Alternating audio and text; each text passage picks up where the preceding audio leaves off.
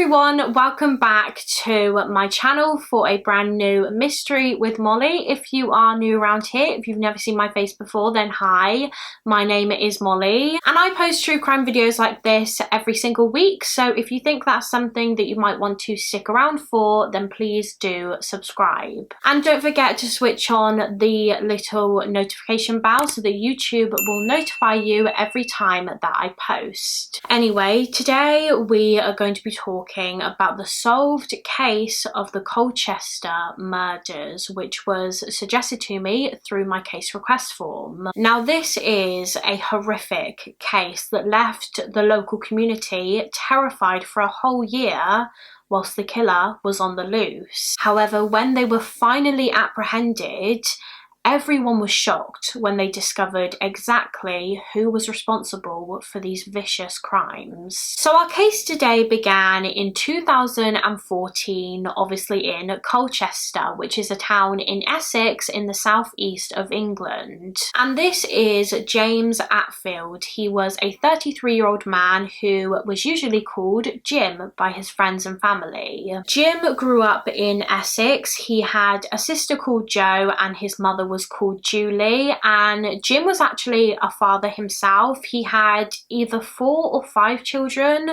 Some sources said 4, some said 5, and he also had a partner who he lived with. Jim's mother Julie described him as being just a lovely son who was always keen for a cuddle. He was also just very polite. His mum said that he always had impeccable manners all throughout his life, from when he was a child and into adulthood. And he was just a family man. His family was so important to him. His sister Jo also said that Jim had an amazing smile and that he was just a jokester. He was a really funny guy, and she has really fond memories of their childhood together. However, in 2010, so about 4 years before this case took place, Jim was actually involved in a car accident. He was hit by a car and his injuries were very serious. He had suffered brain damage from this collision and he was in a coma for 8 weeks. Doctors did speak to Jim's mother Julie a couple of times about potentially switching his life support machine off because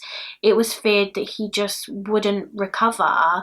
However, Julie just said no, not until they had tried absolutely everything to save him. And thankfully, Jim did survive and he pulled through, although this ordeal did have an effect on his memory and his mobility, and he lost some of his motor functions on one side. His road to recovery was going to be a long one. However, over time, he did start to get better and his mobility improved and progressed a lot. And by 2014, Jim's life was pretty much back on track. It was just starting to get back to normal. But then just 3 months into this year, in March of 2014, everything would change for Jim and his family forever. It was the evening of Friday the 28th of March 2014, and that night 33-year-old Jim Atfield was at a pub called the River Lodge pub in Colchester, and he was just there on his own enjoying a few drinks. Later that night he left the pub and he began making his way back home, and whilst he was walking home, Jim made the decision to walk through Castle Park in Colchester because it was a bit of a shortcut. However, when he was halfway through the park, Jim decided to just have a sit down and rest for a few minutes because it was very late at night and he was tired and a little bit drunk from the pub. So he just laid down on the ground, I believe, and he actually fell asleep. And whilst Jim was sleeping in Castle Park, he was viciously attacked. At around 5:30 a.m. the following morning, so the 29th of March, a member of the public that was walking through the park came across Jim and he was severely injured and covered in blood. At some point during the night, someone had approached Jim and attacked him, and he had been stabbed with a knife 102 times, and one of these stab wounds was in his eye. Some of these stab wounds were deep, however some of them were also very superficial, so it seemed like whoever had done this to Jim wanted to almost prolong the attack for as long as they could. They wanted to cause him pain, but they didn't want him to pass away quickly, which is why some of the injuries were superficial. And when he was found by that passerby, Jim was still alive, but he was clinging onto life, and you can't even imagine how much pain he would have been in. So paramedics were called to the scene, however by the time they arrived it was too late. Jim had lost a huge amount of blood, and so he was pronounced dead at the scene, meaning that the Colchester police now had a murder inquiry on their hands. But who had done this to Jim, and why? What was the motive for this attack? After looking into Jim's life and his background, the police just couldn't find anyone that would want to do this to him, because Jim was a nice, kind person who was extremely vulnerable after his car accident that happened years earlier. He had no problems or issues with anyone, and he wasn't the kind of guy that would pick a fight or provoke someone. So what had happened? Why had someone decided to kill him that night? So the police launched a huge murder investigation, and soon after Jim's body was discovered, forensic teams were sent to Castle Park to look for any evidence. But unfortunately they couldn't really find much. They couldn't find the murder weapon, which was obviously a knife, so the killer had clearly taken that with them. All they could really find at the scene was obviously Jim's blood and also a partial footprint that was going away from the scene, but that was all they really had. The area where Jim was killed also wasn't covered by CCTV, and due to the fact that this murder had taken place very late at night in the early hours of the morning, there weren't really any witnesses to the attack either, so the police didn't have much to go on. And so the detectives turned to the public, and just 4 days after Jim's murder, his mother Julie did an appeal. Detectives were hopeful that by seeing this grieving mother, it might encourage people to come forward with any information they might have. And following this, the police did arrest a couple of people in relation to this crime. However, these ultimately led nowhere. They couldn't link anyone to the murder. But then, less than 3 months after Jim Atfield was killed, it seemed as though his killer had struck again. On the 17th of June 2014, the body of 31-year-old Nahid Almanea was discovered on Salary Brook Trail in Colchester, which is just over 2 miles away from Castle Park, where Jim's body was found. Now, there aren't any pictures of Nahid Almanea online, but she was described as being just a very gentle person who had a very kind and caring nature. And at this point in 2014, she was living with her brother on an estate in Colchester, although she was originally from Saudi Arabia. But she was in England because she was a student at the University of Essex, and she was doing an English course as part of her PhD. However, she had only been in the country for 6 months before she was attacked and killed. On the morning of the 17th of June 2014, Nahid was walking along the Salary Brook Trail towards her university, as she had lectures that day, and she would usually walk to uni with her brother, but for some reason on this particular day she walked there alone. It was a walk that she had done several times before though, so I don't think she would have felt nervous doing it on her own.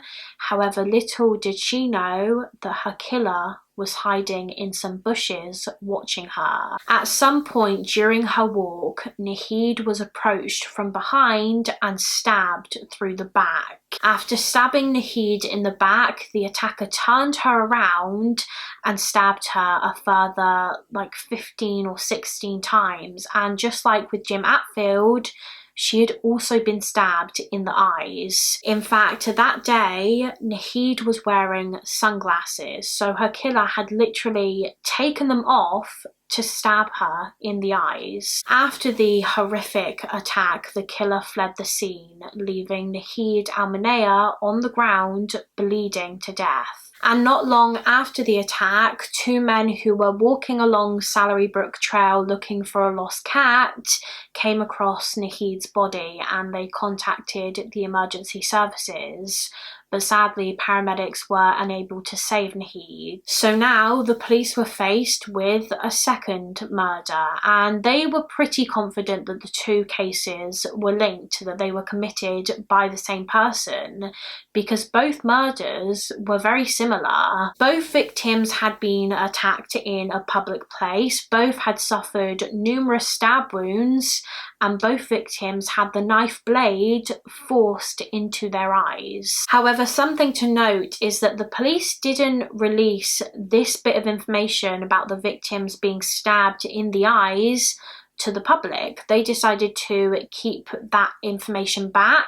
As you would expect, this whole thing was huge news in Essex, and people were absolutely terrified. Two vicious murders had taken place in Colchester within literally a couple of months, and members of the public began to speculate that maybe this was the start of a serial killer. They had already claimed the lives of two innocent people, and it felt like only a matter of time before the perpetrator struck again. And what was even more terrifying was that this person seemed to be targeting anyone. They didn't seem to have a victim type, if you know what I mean. Like most killers and serial killers will target a specific group of people. So, for example, a lot of male serial killers will specifically attack women and women only. But this person had killed a man, Jim Atfield, and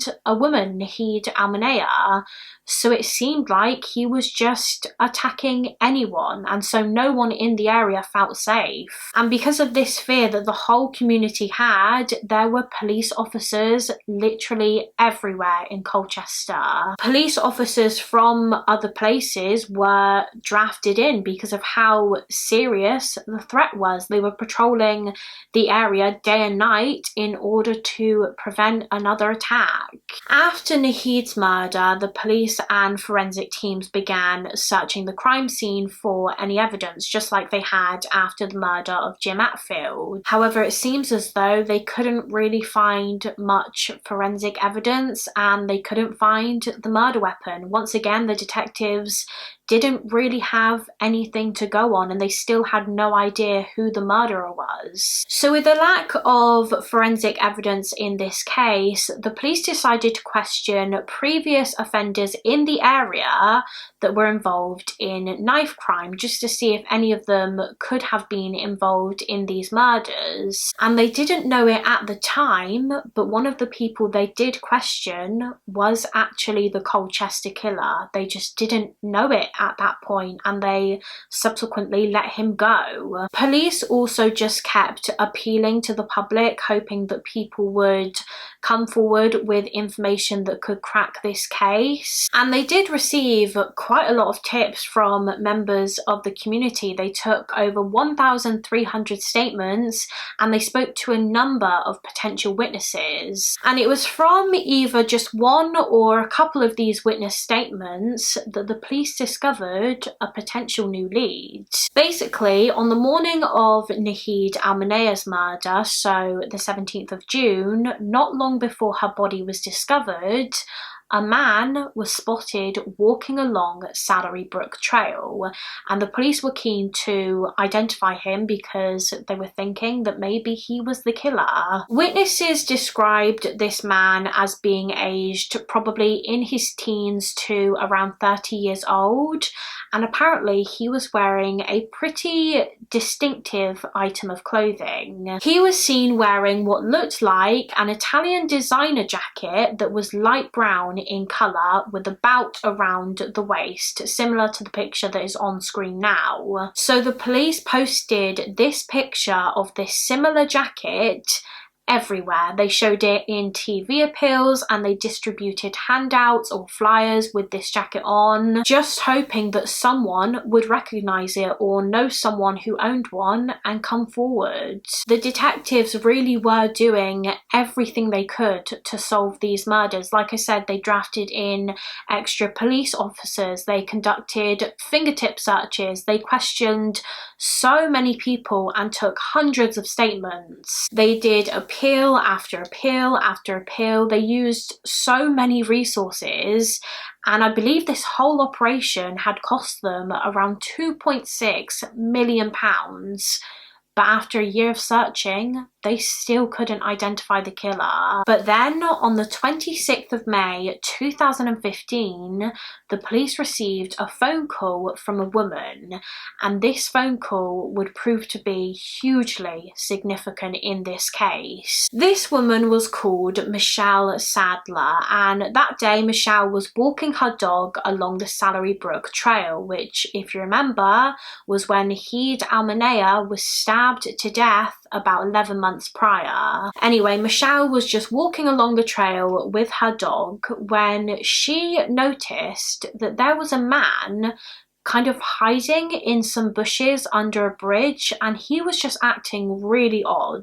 She said that at one point he jumped out of the bush and ran across to the other side and into a tree, and he was just watching Michelle. He was staring at her, and she felt, of course, really anxious. Michelle noticed that this man had dark rimmed glasses on, and he was also wearing a beige, light brown coloured Italian jacket that was very similar to the one Michelle had seen all over the news, the jacket that the police investigating the Colchester murders were looking for. And so Michelle decided to contact the police about this man on the trail, and within minutes the police had arrived at the scene. They went onto the trail and they quickly found this man that had been watching Michelle whilst hiding in the bushes. He had latex gloves on and a knife in his possession, and when the police asked him what he was doing,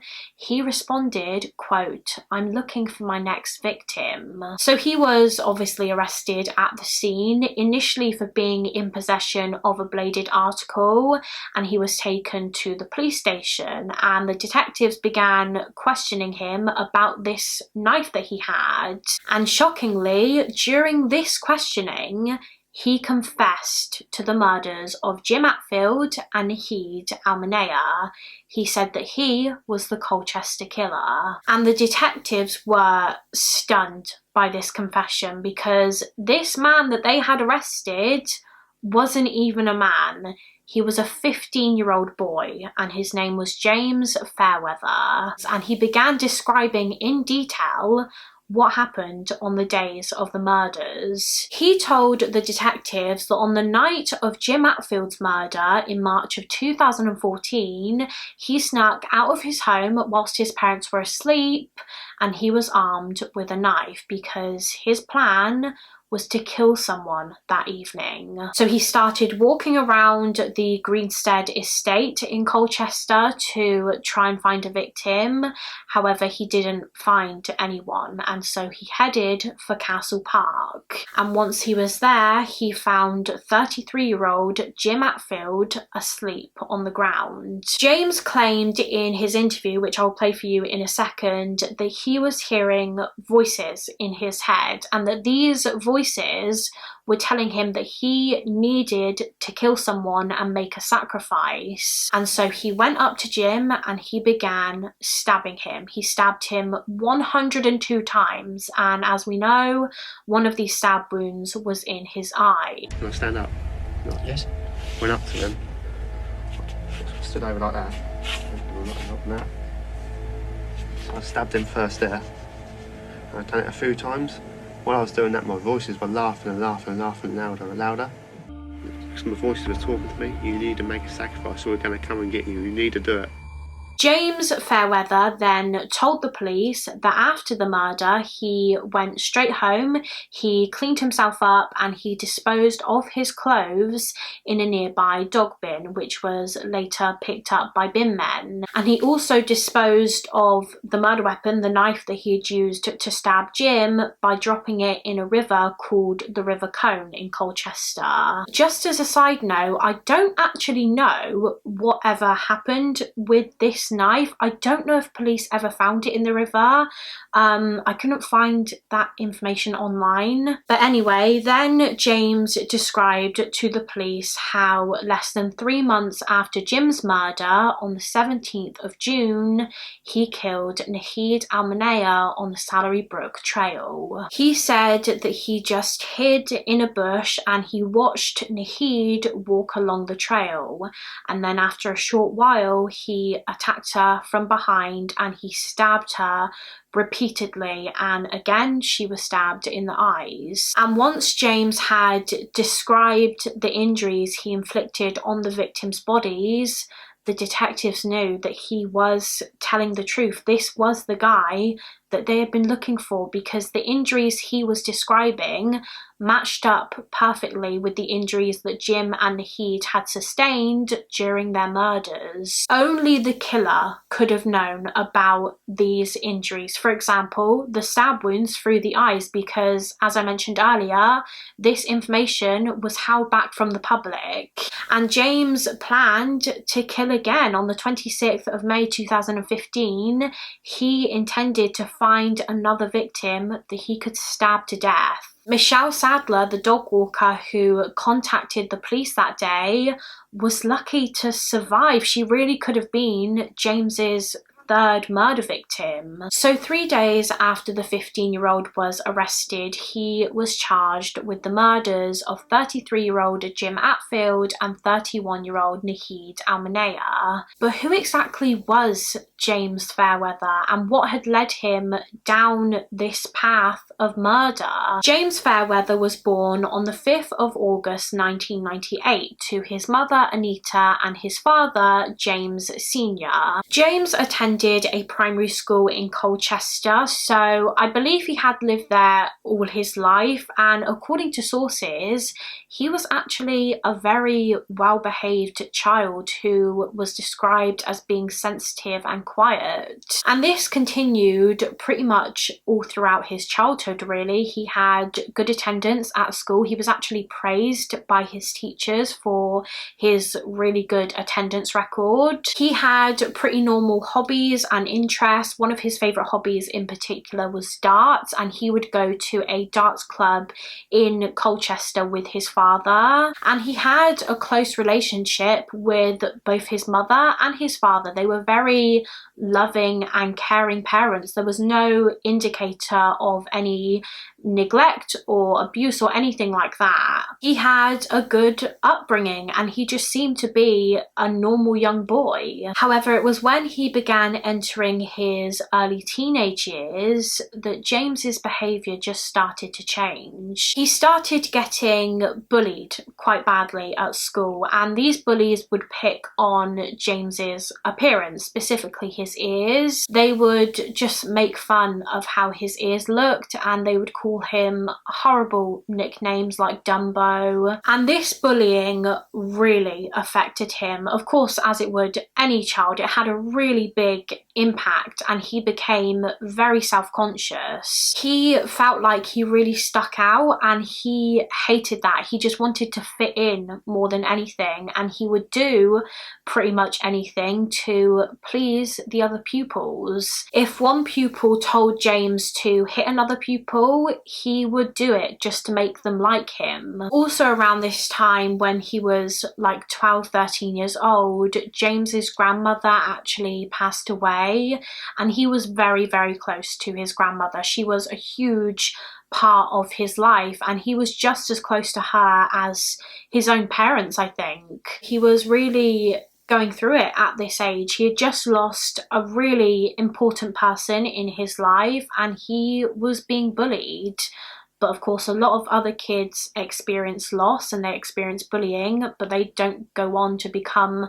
a double murderer like James Fairweather did. However, it seems that a big turning point for James and his behaviour was when he was walking through a local estate one day and he was approached by a couple of other young people, and they targeted him and threatened him with a knife. I don't believe he was harmed or anything. I think they just threatened to hurt him and maybe he was mugged, but it was after this that James's behaviour really started to change. It was almost like he suddenly became fascinated with knives. He began carrying one around with him and he would tell his peers that he was going to bring a knife into school and carry out a massacre. And when teachers asked him what he wanted to be when he grew up, he would now say a murderer. And he would tell other pupils that he wanted to kill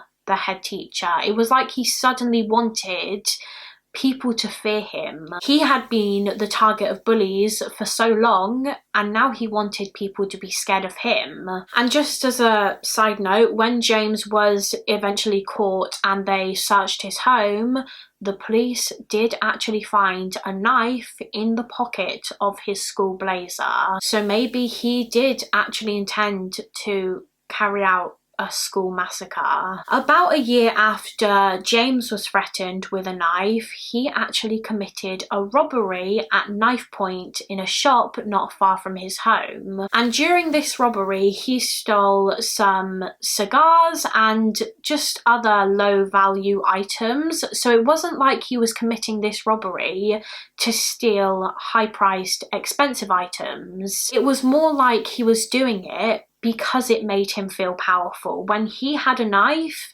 he was the one in control of the situation and he liked that. He was caught and he was sentenced to 12 months of youth supervision for this. However, then just 3 months after this robbery, he commits his first murder and he kills 33-year-old Jim Atfield. And like I mentioned earlier, the police did actually speak to him in connection to the two murders before he was caught. They were speaking to everyone in the area that had previously been involved in a criminal offence with knives. And of course, James Fairweather had committed that robbery at knife point. And so they interviewed him about the murders of Jim and Naheed.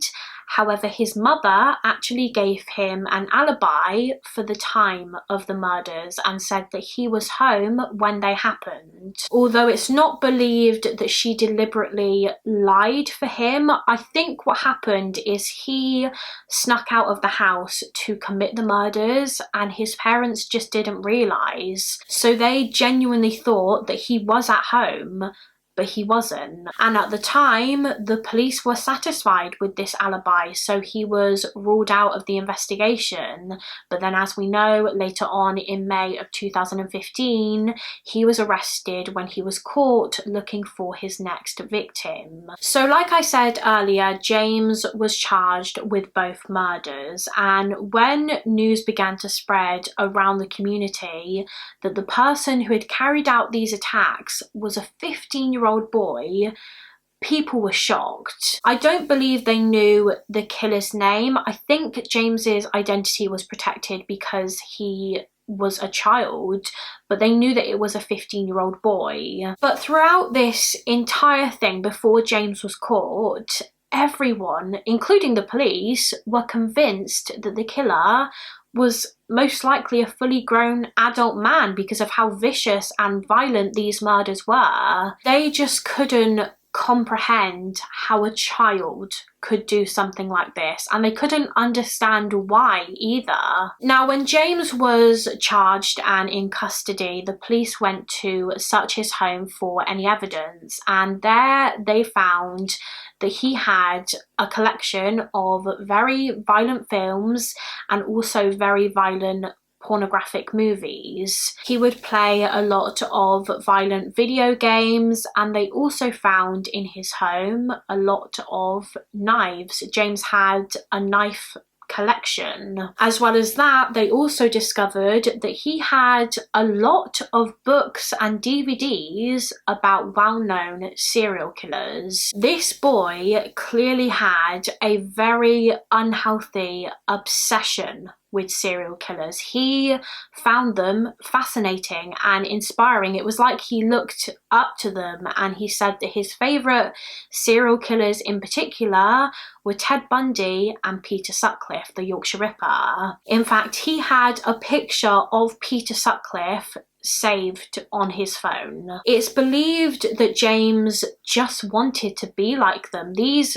people were his idols, and he also wanted the fame that came with being a serial killer. Now, as we know from the interview that I showed you earlier, as soon as he was arrested, James admitted to the murders. He said that he was responsible. However, 2 weeks after this confession, he decided to change his story, and he said that actually he wasn't the killer. He just said that because the voices in his head told him to say that. But eventually the police were able to find DNA evidence at the scene of Nahid Al-Manaya's murder, and when this DNA was tested, it was found that the odds of it belonging to anyone else but James Fairweather was 1 in 1,000. So this was a match. It was his DNA proving that he was the killer. And so when he was presented with this piece of evidence, he changed his story again and he admitted his involvement. The police had a strong case against him by this point. They had a lot of evidence to say that he was the murderer,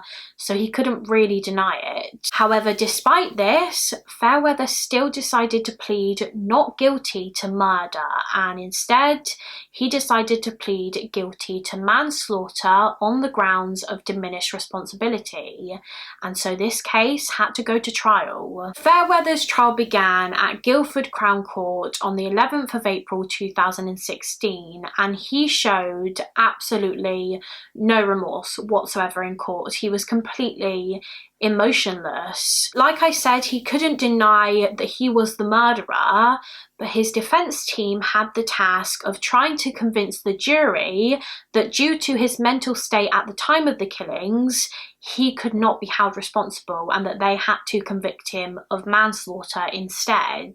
Now, shortly before his trial began, it was actually determined that James Fairweather was on the autistic spectrum, and he had never been diagnosed with autism prior to this. But of course, that is not an excuse, that is not a strong defense for murder, and James's defense team knew that. However, the defense decided to kind of come at the angle that, well, they tried to claim that at the time of the murders, James Fairweather was experiencing paranoia and psychosis, and that there really were voices in his head that were telling him to kill, like he said in his first interview. The voices were talking to me, you need to make a sacrifice or we're going to come and get you, you need to do it. So the defence team called in 3 psychiatrists during the trial to assess James and give evidence, and these 3 doctors all believed that James was experiencing psychosis and was having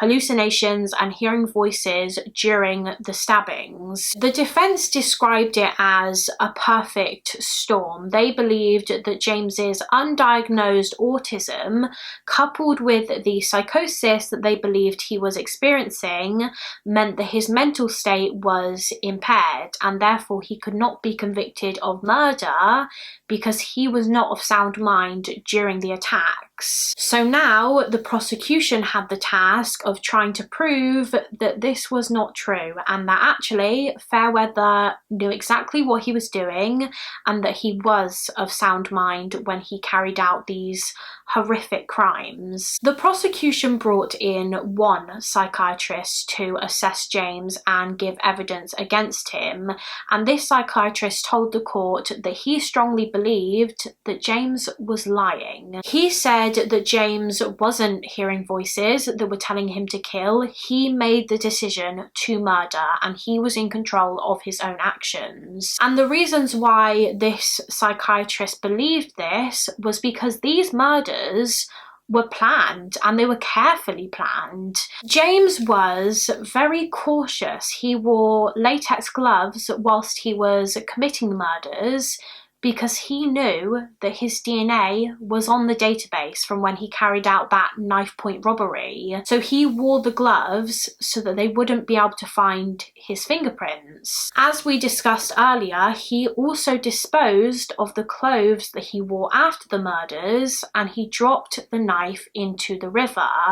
He was very forensically aware, and he tried to cover his tracks. The defense tried to claim that he was just very distressed and he didn't really know what he was doing. The voices were telling him to kill, and he just went into a psychotic rage. But of course, these actions during the murders and after the murders suggest otherwise. His actions indicate that he knew full well what he was doing. He knew what he had to do to try and escape capture. He knew that he had to wear gloves. He knew that he had to dispose of his clothes and the murder weapon. It was also discovered and discussed by the prosecution during the trial that after the murders, Fairweather had searched up on the internet different serial killers and what kind of defences they had used in court. And one serial killer in particular that he did some research on was the Stockwell Strangler, Kenneth Erskine. Now, I've actually done a video about Erskine before, so if you want to watch it after this video, I will leave it